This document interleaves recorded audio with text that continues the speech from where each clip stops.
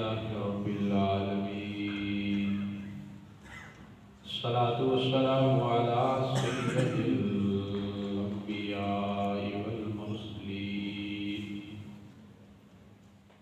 أما بعد فأعوذ بالله من الشيطان الرجيم بسم الله الرحمن الرحيم قل هو الله أحد الله الصمد لم يلد ولم يولد ولم يكن له كفوا أحد سبحان ربك رب العزة عما يصفون وسلام على المرسلين والحمد لله رب العالمين.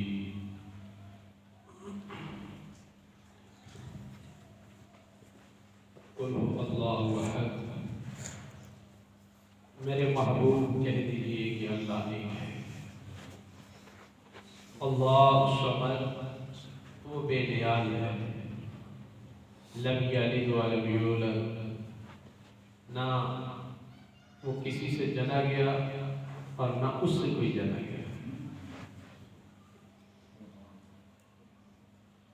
کفوا احد اور اس کا کوئی ہمسر بھی نہیں. اس کی برابری کا کوئی نہیں ہے. سورۃ اخلاص کا یہ اخلاص کا ترجمہ تو خالص اللہ کی وحدانیت اور توحید پر مبنی ہے. اس میں مالک کائنات نے اپنی پہچان کروائی ہے اور اس امت کو یہ پیغام دیا ہے کہ پہلے لوگوں کی طرح تم بھی گمراہ نہ ہو جانا. میں نے آدم سے جو سلسلہ شروع کیا اور جناب محمد مصطفیٰ صلی اللہ علیہ وسلم تک آ کر پہنچا اور اختتام پذیر ہو گیا. اس سلسلے میں آدم تا محمد صلی اللہ علیہ وسلم جتنے بھی پیغمبر آئے ہیں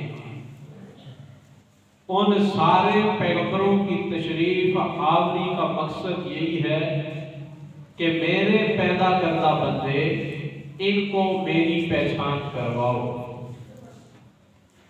انہیں میرا تعارف پیش کرو اور انہیں بتاؤ کہ میں کون ہوں. اس لیے فرمایا میرے حبیب محمد صلی اللہ علیہ وسلم آپ بھی اپنی امت کو یہ بتا دیں کہ قل هو اللہ احد، اللہ ایک ہے. اللہ ایک ہے. اب یہ جو سورہ اخلاص میں پورا خلاصہ اور پورا نقشہ کھینچا گیا، یہ اس لیے بھی کھینچ دیا گیا کہ پہلے نبیوں کی پیروی کرنے والے، نبیوں سے محبت کرنے والے، نبیوں سے عقیدت کرنے والے، ان کا دم بھرنے والے محبت میں اس انتہا تک آگے بڑھ گئے کہ حقیقت کو چھوڑ دیا، سچ کو چھوڑ دیا، جس کو اپنانا تھا اس کام کو چھوڑ دیا، محض نام نہاد محبت میں اللہ کو بھول کر نبی کو خدا کا درجہ دے بیٹھے. اس لیے فرمایا کہ ایک بات ذہن نشین کر لو، اللہ الصمد وہ بے نیاز ہے. بے نیازی کو سمجھو کہ وہ بے نیاز ہے. ساری دنیا نیاز مند ہے، ساری دنیا محتاج ہے، ساری دنیا جھکنے والی ہے، ساری دنیا مانگنے والی ہے، لیکن جتنی صفات لوگوں میں پائی جاتی ہے اللہ ان ساری صفات سے پاک ہے. اور جو صفتیں مالک کائنات کے پاس ہے، کائنات میں وہ صفات کسی اور کے پاس نہیں ہے. ساری کائنات اس کے در کی منگتا اور مانگنے والی ہے. وہ تنہا دینے والا ہے، دنیا میں کوئی دے نہیں سکتا. داتا ایک ہی ہے اور وہ اللہ کی ذات ہے. اس لیے سمجھایا کہ پہلے جو نبی آئے دنیا میں تو محبت کرنے والوں نے محبت کی بنیاد پر اتنی محبت کی کہ حقیقت کو بھولی گئی. ہمارا سنت والجماعت احناف کا یہ مسلک ہے کہ افراط و تفریط سے ہم پاک رہتے ہیں، نہ تو حد سے آگے نکلتے ہیں نہ حد سے گر جاتے ہیں۔ ہمارے جس راہ پر صحابہ کو سرکار دو عالم نے چلایا، اہل سنت والجماعت کی وہی راہ ہے کہ حد سے بڑھنا بھی نہیں ہے، حد سے گرنا بھی نہیں ہے۔ یہ نہیں ہے کہ اتنا بڑھ جاؤ کہ پھر واپسی کے راستے ہی بھول جاؤ، اور یہ بھی نہیں ہے کہ بالکل ہی نظر سے گزرا۔ اہل سنت کا مسلک اعتدال پر قائم رہے، اور الحمدللہ ہمارے اکابر اعتدال پر ہی قائم رہے، اور یہی درس ہمیں دیا کہ خدا کی توحید ہو یا محمد پاک کی رسالت ہو یا مشاجرات صحابہ کا مسئلہ ہو، جہاں بھی تمہیں دیکھنا پڑے چلنا پڑے، ہمیشہ اعتدال کا دامن نہ چھوڑو، حد سے نہ بڑھنا۔ جو حد مقرر ہے، اب حدود سے جب آدمی باہر نکل جاتا ہے تو اس کو نقصان ہوتا ہے۔ آرمی والوں کا علاقہ آپ نے دیکھا ہوگا، ان کی ایک حدود ہوتی ہے، اور اس حدود کے باہر یہ لکھا ہوتا ہے کہ کیمرے کی آنکھ آپ کو دیکھ رہی ہے، آپ یہاں آؤ گے تو آپ کو گولی لگ جائے گی۔ اب کوئی کہے دیکھتے ہیں لگتی ہے یا نہیں لگتی، تو پھر کیا ہوگا؟ لگے گی نا، کرنٹ لگے گا، نقصان ہوگا۔ تو بعد میں وہ روئے پچھتائے، کہے کہ مجھے تو پتہ نہیں تھا، تجربہ کر رہا تھا۔ وہ کہیں گے اسی لیے لکھا تھا کہ یہ کام نہیں کرنا، کرے گا تو نقصان اٹھائے گا۔ وہ کسی نے ایک واقعہ لکھا کہ امام سے آگے نہیں بڑھنا، امام سے آگے نہیں بڑھنا۔ واقعے میں تفصیل لکھتے ہوئے لکھا کہ اگر کوئی سجدے میں امام سے آگے بڑھ جائے تو اللہ اس کی شکل کو گدھے کی شکل میں تبدیل کر دے گا۔ کوئی پڑھا لکھا آدمی تھا، اس نے کہا تجربہ کرتے ایسے ہوتا ہے یا نہیں ہوتا؟ جب اس نے تجربہ کیا تو شکل اس کی گدھے میں تبدیل ہو گئی۔ اس لیے کہتے ہیں کہ علماء سے آگے نہیں بڑھنا، آگے بڑھنے کی کوشش کرو گے، شکل نہ بھی گدھے والی بنی، عقل گدھے والی ہو جائے گی۔ بعض لوگ علماء سے آگے بڑھنے کی کوشش کرتے ہیں، ہمیں بہت آتا ہے، وہ ظاہراً سجدے میں آگے بڑھے تو گدھے کی شکل بن جائے، اور عام روٹین میں علماء سے آگے بڑھے تو خود گدھا بن جائے۔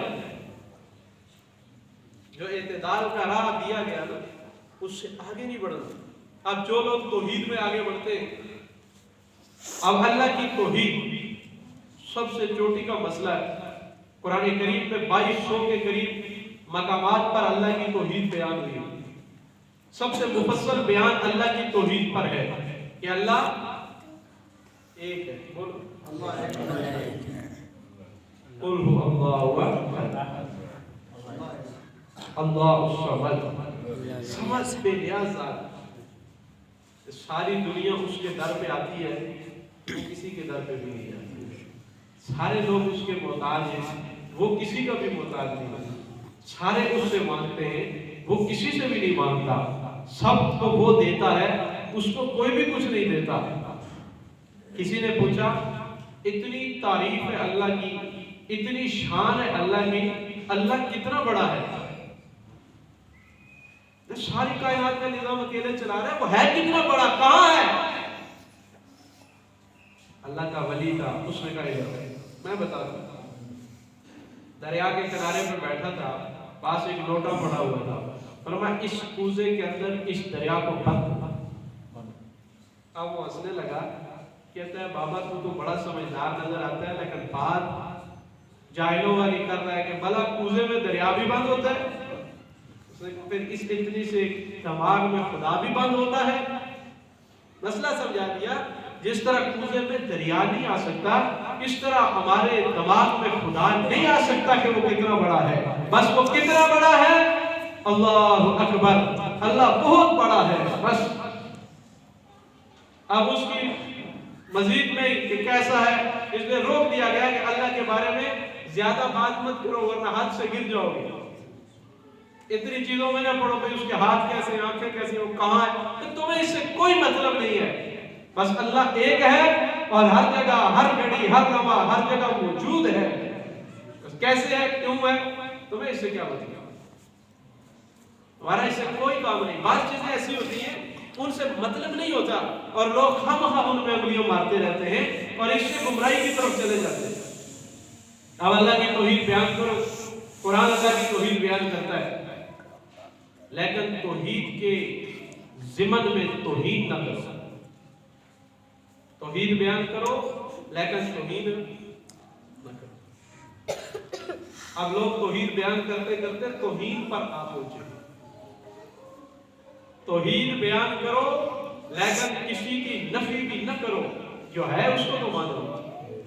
توحید بیان کرو لیکن ہر ایک پر شرک کے فتوے بھی نہ لگاؤ، کہ ہر ایک مشرک نہیں ہوتا۔ اللہ کے نبی کے آنے کے بعد تو مشرکین مکہ بھی ختم ہو گئے، اب تم ہر ایک کو مشرک بنائے پھرتے ہو۔ ہر ایک مشرک نہیں ہوتا۔ تم کسی کے دل کا راز نہیں جانتے کہ کون کیا ہے۔ کوئی جانتا ہے کسی کے دل کا راز؟ اب سرکار دو عالم نے صحابہ کو فرمایا میدان جنگ میں چلے جاؤ، اگر کوئی کافر تلوار کے نیچے آ جائے کلمہ پڑھ لے، اس کو قتل نہیں کرنا۔ ایک کو قتل کر دیا، پوچھا بھائی کیوں قتل کیا؟ فرمایا یا رسول اللہ سے ڈر کے کلمہ پڑھا تھا۔ صحابہ نے کہا کوئی معمولی لوگ نہیں ہے، محفوظ طبقہ ہے۔ سرکار دو عالم نے فرمایا دل کے حال تم جانتے تھے؟ تم ظاہر کے مکلف ہو، باطن کے نہیں ہو۔ اس کے دل میں کیا ہے؟ خوف ہے، ڈر ہے، موت سے ڈرا ہے، یہ تمہارے ذمہ نہیں ہے، تم نے بس ظاہر کو دیکھنا ہے۔ اس نے کلمہ پڑھ لیا، اسی پر اتفاق۔ اور آج تو زمانہ ایسا آ گیا ہے جن کی تہجد کی نمازیں قضا نہیں ہوتی، جنہوں نے زندگی میں کبھی تکبیر اولیٰ فوت نہیں ہونے دی ہے، جن کے ہاں لاکھوں لوگ اللہ کے ذکر میں ڈوبے ہوئے ہیں، ان پر بھی شرک کے فتوے لگ جاتے ہیں، یہ مشرک ہے۔ یہ قرب قیامت کی نشانی ہے۔ توحید کے ضمن میں توحید سے باز رہو، ورنہ اللہ کو تمہاری یہ توحید پسند نہیں آئی۔ اللہ یہ نہیں چاہتا کہ آپ میری توحید کے ضمن میں میرے ولیوں کی توحید کرو، کہ جس نے اللہ کے ولی کا دل دکھایا اس نے اللہ سے اعلان جنگ کر رکھا ہے۔ اللہ کی ذات بہت اعلیٰ ہے۔ میں تو اکثر ایسے علماء آتے ہیں تو میں انہیں کہتا ہوں آپ اللہ کی توحید بیان کرو، شرک خود ختم ہو جائے۔ اب ضروری بات ہے کہ گندگی میں پتھر پھینکنا نہیں، تم اللہ کی وحدانیت بتاؤ، اللہ کی توحید بتاؤ، اللہ کا مقام بتاؤ، اللہ کی صفات بتاؤ، اور اللہ سے ہونے والے کام بتاؤ۔ جب تم اللہ کا تعارف اس انداز میں کرو گے جو ہمارے اکابر نے کیا ہے، جو بزرگوں نے کیا ہے، جو اللہ والوں نے کیا ہے، تو خود بہت ہندو مت مٹ جائے گا، بدھ مت مٹ جائے گا، عیسائیت مٹ جائے گی، یہودیت مٹ جائے گی، رافضیت مٹ جائے گی، قادیانیت مٹ جائے گی، ہر باطل مٹے گا اور اللہ کی توحید کا ڈھکا بچتا رہے۔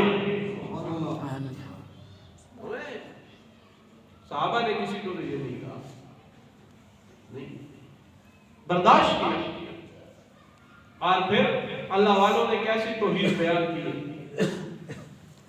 کہ جس گلی سے گزرے کافر بھی مسلمان ہو گئے۔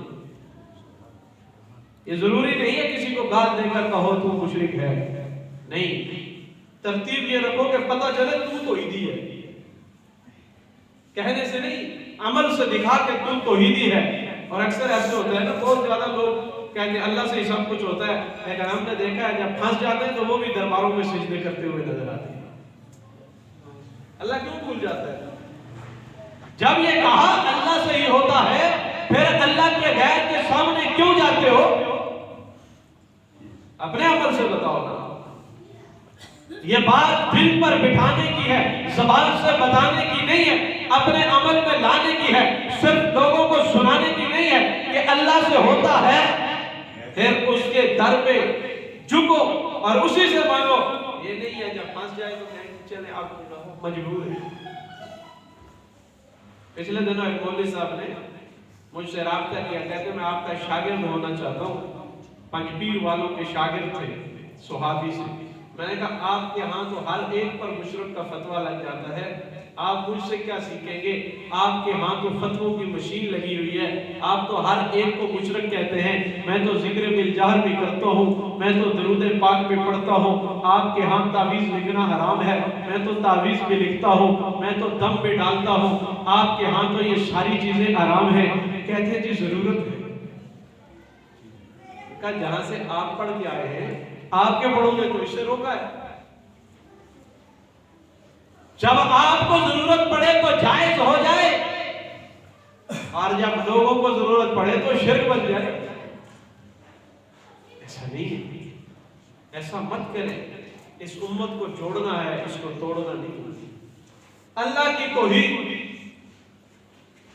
1,24,000 کم و بیش انبیاء نے بیان کی ہے اور صحابہ اکرام نے بیان کی ہے. اور آج جنہیں لوگ صوفیوں کو مشرک کہتے ہیں, خانقاہوں والوں کو مشرک کہتے ہیں, ان کی خانقاہوں میں جتنی توحید سکھائی جاتی ہے اتنا اور کچھ سکھایا ہی نہیں جاتا. ہاں تو ہر وقت اللہ کی ضرورت ہوتی ہے. یہ دل کی جو دنیا ہے اس کو بدلنے کے لیے اللہ ہوتی ہے کہ اللہ تو ہی تو ہے, تیرے سوا کوئی نہیں ہے. اب بتاؤ جو یہ سکھائے کہ اللہ ہی اللہ ہے وہ مشرک ہوتا ہے؟ اور جنہوں نے ایک سفر پہ 70 لاکھ ہندوؤں کو کلمے پڑھا دیے, کیا وہ مشرک تھے؟ آج ہم ساری زندگی محنت کرتے ہیں, 70 لوگوں کو اسلام میں داخل نہیں کر سکتے. اللہ والے تو وہ تھے کہ جب ایک سفر پہ گئے 70 لاکھ ہندوؤں کو کلمہ پڑھا کے مسلمان کر دیے. یہ اللہ کی عطا ہوتی ہے کہ اللہ دین کا کام کس انداز میں تم سے لیتا ہے.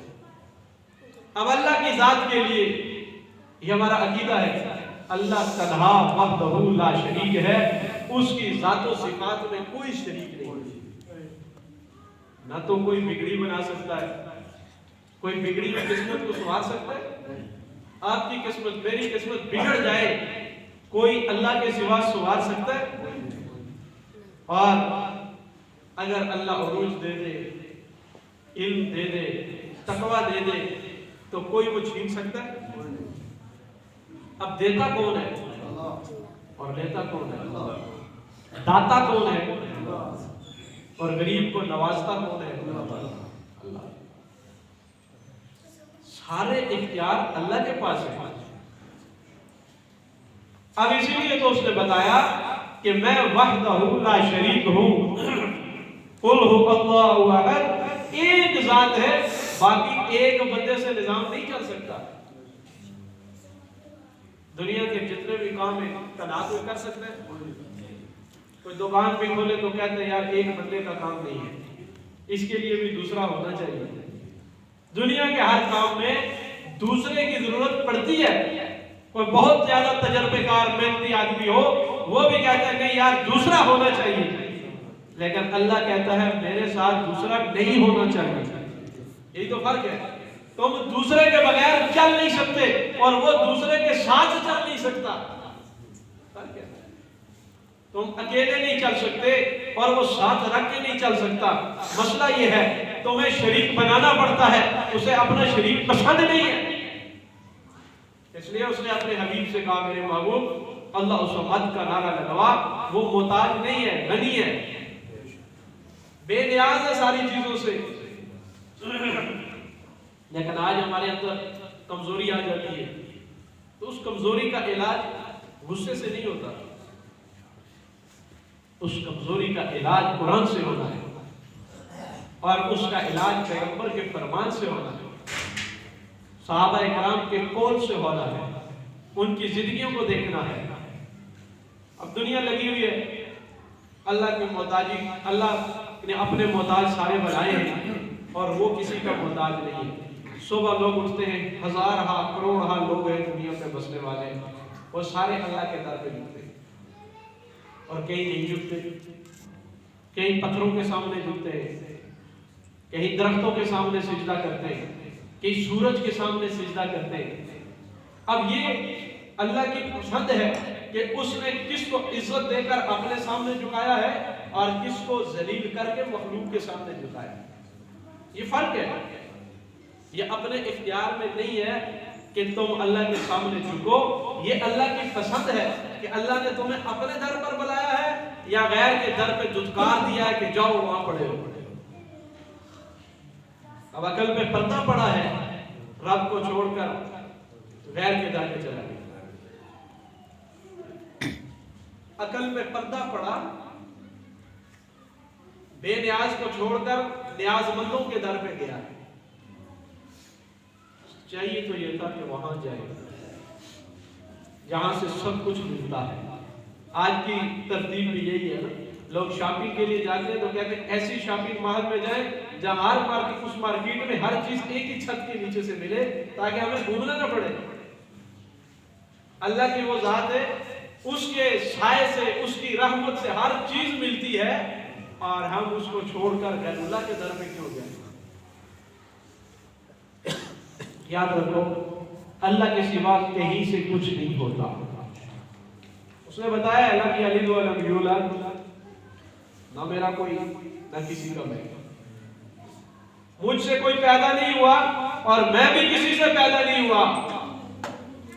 یہ رد کیا ہے یہود و نصارہ کے عقیدے کا، اور ہمیں سمجھایا ہے کہ عشق محمد مصطفیٰ صلی اللہ علیہ وسلم تمہارے ایمان کی بنیاد ہے، جز ہے، تمہارے لیے لازم ہے کہ تم جب تک رسالت امام صلی اللہ علیہ وسلم سے محبت اور عشق نہیں کرو گے تمہارا عمل قبول نہیں ہوگا۔ تمہیں اتباع مصطفیٰ کرنی پڑے گی، در محمد سے ہو کے آنا پڑے گا، عشق محمد پہ غوطہ کھانا پڑے گا، اور محمد کی غلامی کی مہر لگا کر ہر عمل کو میرے پاس لانا پڑے گا۔ لیکن یاد رکھنا میرا کوئی بیٹا نہیں ہے، بات سمجھے، میرا کوئی بیٹا نہیں، میرا کوئی ہمسر نہیں۔ یہ نہ ہو تم بھی یہودیوں کی طرح کوئی آگے نکل جاؤ، میرا ہمسر کوئی نہیں، میری برابری کرنے والا کوئی نہیں۔ جے تساں کدے برابر بنا چھوڑو تے پھر تسی کہو نہیں جی اتھوں بھی ہونا ہے تے نال ہونا اتھوں بھی ہے، ہوتا ادھر سے بھی ہے، ہوتا ادھر سے بھی ہے، نہیں بابا ادھر سے ہی ہوتا ہے۔ آخری سائن جہاں سے لگنے ہیں بات تو تبھی بنے گی نا۔ اب دو چیزوں کا رد ہے، یہود نے کہا عزیر اللہ کا بیٹا ہے، بات کو سمجھنا، یہ عزیر بولو، اور عیسائیوں نے کیا کہا عیسیٰ اللہ کا بیٹا ہے۔ تو اللہ کا کوئی بیٹا ہے نہیں۔ اللہ نے کہا مجھے بھی کسی نے نہیں جنا اور میں نے بھی کسی کو نہیں جنا، نہ مجھ سے کوئی پیدا ہوا نہ میں کسی سے پیدا ہوا۔ لیکن یہ جو کام ہوا عیسائیوں کا، یہودیوں کا، یہ نفرت کی بنیاد پر نہیں ہوا، یہ محبت میں اتنا آگے بڑھ گئے کہ وہ کیا اٹھے کہ عزیر اللہ کا بیٹا ہے، اور عیسائی محبت میں اتنے آگے بڑھے کہ انہوں نے کہا عیسیٰ اللہ کا بیٹا ہے۔ اب اللہ کو یہ محبت قبول نہیں ہے کہ جس محبت میں کوئی اسے بھول جائے، اور اس نے جس کام سے روکا کوئی وہ کر بیٹھے، اللہ کو یہ محبت نہیں ہے۔ اللہ نے محبت کے بھی اصول بنائے ہیں، ان اصولوں کی بنیاد پر محبت ہوگی تو وہ کامل ہوگی، اور اگر ان اصولوں سے نکل جاؤ گے تو محبت ضلالت میں بدل جائے۔ اب اللہ نے دونوں طبقوں کو، چاہے یہودی ہو چاہے نصرانی ہو، ان دونوں کو گرا دیا کہ تم تو گمراہ ہو، اور ہمیں قرآن دے کر کہا لم یلد ولم یولد، یہ بات سے نشین رکھنا، تمہیں میں نے جو حبیب دیا ہے، تمہیں جو میں نے نبی دیا ہے، تمہیں جو میں نے پیغمبر دیا ہے، اس کا مقام اتنا اعلیٰ ہے کہ نبی اس کے در پہ آ جائیں اور یہ امامت کے لیے سارے نبیوں کو پیچھے کر کے مسلح پہ کھڑا ہو جائے، میں اسے امام الانبیاء کا تاج دے دوں گا، میں اسے آخری نبی الزمان کا تاج دے دوں گا، میں ختم النبوت کا تاج اس کے سر پہ رکھ دوں گا، میں سارے نبیوں سے زیادہ حسن اسے عطا کروں گا، میں سارے نبیوں کا سردار اسے بناؤں گا، میں سارے نبیوں سے اعلیٰ اسے بناؤں گا، میں سارے نبیوں سے محبوب اسے بناؤں گا، اور سارے نبیوں پر وہی زمین پہ آئے گی، لیکن میں اسے عرش پہ بلا کر اپنا دیدار بھی کراؤں گا۔ دنیا پر کسی آنکھ نے مجھے نہیں دیکھا، حتیٰ کہ آدم کو میں نے اپنے ہاتھوں سے بنایا، لیکن آدم کو میں نے اپنے سامنے کھڑا کر کے وہ کلام نہیں کیا کہ جو میں محمد کے ساتھ عرش بری پہ کروں گا، کہ پیدا تو یہ زمین پہ ہوگا، پیدا تو یہ مکے میں ہوگا، یہ مدینے میں جائے گا، لیکن میں اسے مکہ سے مدینے سے ہو کر، میں اسے بیت المقدس میں بلا کر، پھر براق پہ بٹھا کر، جبرائیل کے قدموں جبریل کے ساتھ لا کر، میں اسے اپنی عرش بری تک لا کر کہوں گا جبریل ایک قدم آگے تجھے نہیں بڑھنا، اور یہاں سے میرے محمد کو کہنا کہ تو آج یہاں سے آگے جا سکتا ہے، یہاں نوریوں کا اختتام ہے، یہاں فرشتوں کا اختتام ہے، یہاں اعلیٰ کا اختتام ہے، یہاں اس فرشتوں کے سردار کا اختتام ہے، لیکن تیرا مقام تو اس سے بھی اعلیٰ ہے کہ جہاں نوری تھم جائے وہاں بشر کا امام آگے بڑھ گئے، سبحان اللہ، وہاں سے بھی تو آگے چلا جائے، وہاں سے بھی تیرا مقام آگے ہوگا۔ صرف یہاں تک نہیں، میں تجھے جنت بھی دکھاؤں گا، میں تجھے جنت میں تیرے صحابہ کے محلات بھی دکھاؤں گا، میں تجھے جہنم کے منظر بھی دکھاؤں گا، میرے محبوب میں سارے کائنات کے پردے ہٹا دوں گا، لیکن یاد رکھنا میرے برابر پھر بھی، بولو میرے برابر پھر بھی نہیں، کوئی برابری نہیں۔ خزانہ غیب ہو کس کے پاس ہوگا؟ اللہ کے پاس۔ سارے پردے ہٹ جائیں گے لیکن تہمت عائشہ پہ لگے گی تو انتظار میرا ہی کرنا پڑے گا، وہی بند ہوگی تو دیکھنا میری طرف ہی پڑے گا۔ کربلا احد کی وادی آئے یا بدر کی وادی آئے تو سجدہ میرے سامنے ہی کرنا پڑے گا۔ شعب ابی طالب کی قید آ جائے پکارنا مجھے بھی پڑے گا، کیونکہ تو نے اس امت کو بتانا ہے قل هو اللہ احد اللہ الصمد، یہ جو صفات ہیں کہ وہ جانے علم غیب بھی، وہ جانے دنیا کے نظام بھی، وہ مختار کل بھی، تو یہ ساری صفات ایک ہی ذات پہ ہے اور اس کو کہتے ہیں قل هو اللہ احد۔ توحید تو یہ ہے کہ خدا حشر میں کہہ دے یہ بندہ تو عالم سے خفا میرے لیے، ساری صفتیں اس کے پاس۔ اب تجھے اتنی سیر کرائی لیکن صوبہ ہی آزمائش کھڑی ہو گئی۔ جب لے کر کے گئے نا واپس آئے تو کہا جی گیا تھا، کہاں گئے تھے؟ میں مکہ سے چلا بیت المقدس گیا، بیت المقدس سے پہلا دوسرا تیسرا چوتھا پانچواں ساتواں آسمان دیکھا، نبیوں کی امامت کروائی، اللہ سے ملاقات کی، پھر واپس آ گیا۔ ابو جہل نے کہا اچھا اگر بات ایسی ہے تو بتا مسجد اقصی کے دروازے اور کھڑکیاں کتنی ہیں؟ اب آپ تو امامت کروانے گئے تھے، اللہ نے بلایا تھا، کھڑکیاں کتنے تھوڑا ہی گئے تھے۔ اب نگاہ اٹھی، یا ربی یہ سوال کرتا ہے، جواب کا منتظر۔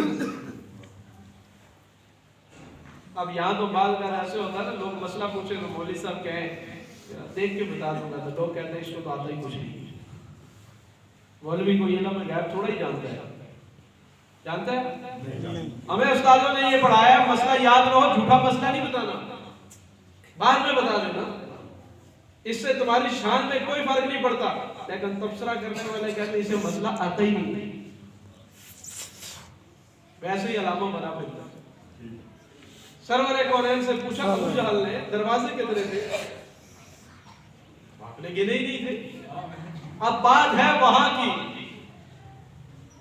تو اللہ نے کہا میرے محبوب ہے میں سارے پردے ہٹاتا ہوں، ہٹاتا میں ہوں، تو نے مجھے پکارا ہے، اب ہٹاتا میں ہوں، گن کے بتانا تیری سے پکارا۔